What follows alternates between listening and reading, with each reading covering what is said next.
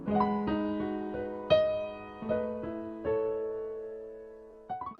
Lord be with you. A reading from the Holy Gospel according to Matthew. John's disciples came to Jesus and said, "Why is it that we and the Pharisees fast, but your disciples do not?" Jesus replied, "Surely the bridegroom's attendants would never think of mourning as long as the bridegroom is still with them. But the time will come for the bridegroom to be taken away from them, and then they will fast." The Gospel of the Lord. Praise to you, Lord Jesus Christ. So today we hear more and more again about fasting, which is what we'll continue to hear, especially during this season of Lent. And of course, I think by now everybody is already thinking of what I'm going to fast from in this Lent. And of course, the church puts a general fast for on Fridays not to eat meat, to abstain from eating meat.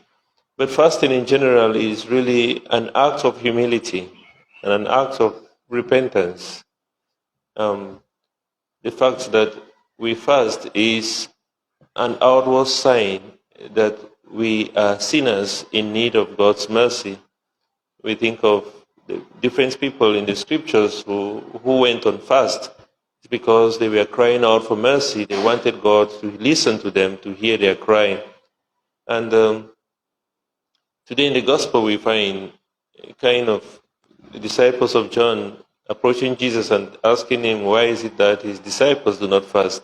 And Jesus gives kind of an answer which is a bit surprising, that when the bridegroom is taken away from the attendants, the bridegroom's attendants or the bridegroom's best friend, then they would fast.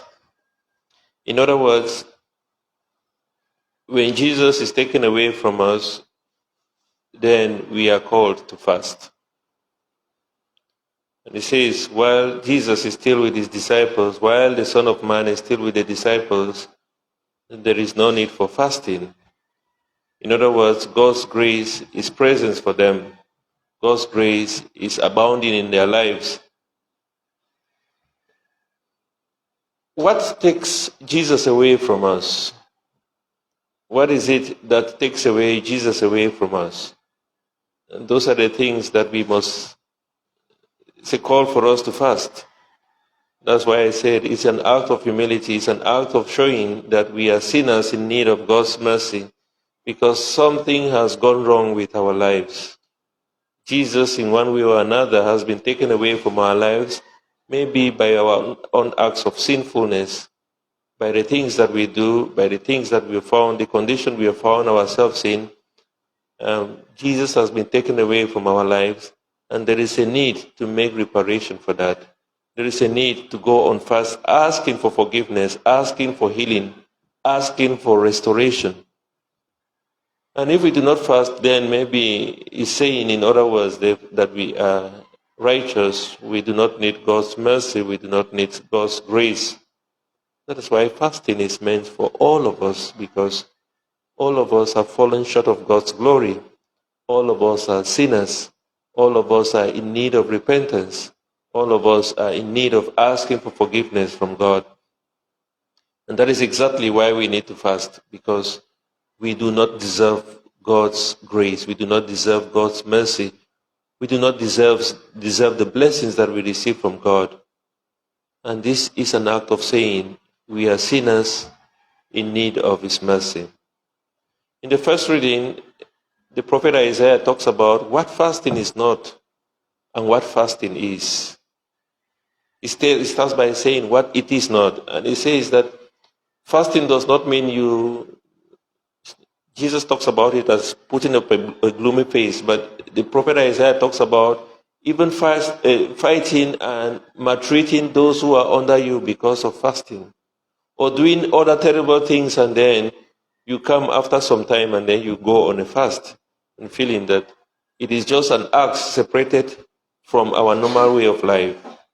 Fasting is something that should be it should be part and parcel of our lives, not that you separate fasting from your deeds. Not that you fast on one day and the other day you are there fighting, you are there maltreating people, you are doing other terrible things to people, and then the other day then you go for a fast. No. This time of Lent is a period of reconciliation, it's a time of looking at those negatives in our lives, those issues, those areas where we feel that we have not been doing well. We know that we have not been in a good relationship with God. And those are moments, therefore, that we must take a fast as a moment of trying to go back to those situations and trying to rectify them. Fasting is not only saying, I'm not going to eat, and then you continue with every other thing, or you get angry with people, or you begin to fight with people. No, it's something that we must look into and say, what is it that is taking Jesus away from my life? What is it that is taking God away from my life? Those are things I must abstain from. Those are things I must fast from. Those are things that I have to pray that God will take it away from me. If by my own strength I cannot do it, I ask God through the fast that God will take all these things away from me. Think of the people of Nineveh when they have sinned against God, when they were doing all sorts of things. And the prophet Jonah came to them and announced that the city of Nineveh will be destroyed. What did they do? They went into a fast. They repented. They kept away everything that would keep them away from God, things that excluded God from their lives. They took those things away and they turned to God, they focused on God, and they cried out for mercy. And I think this is what Lent is all about. That we try to look at those dark spots in our lives, things that we know have become an obstacle, things that have taken away the bridegroom from our lives. We take them away through our fast and we focus on that same bridegroom who is Christ himself. And then we hope that at the celebration of Easter, then we come out as new beings. And that's why St. Paul says with the words of Easter in 2 Corinthians chapter 5, verse 17, he says that I am now a new creation. The things of the past are gone, and now, behold, new things have come. And that is what Easter is all about, that we are taking away all those things that have become obstacles in our lives, and we are taking up a new self that has been given to us by Christ, who is risen from the dead. So, my dear brothers and sisters, let us continue to ask God's grace, especially during this holy moment, this holy season of Lent, that will be truly repentant people.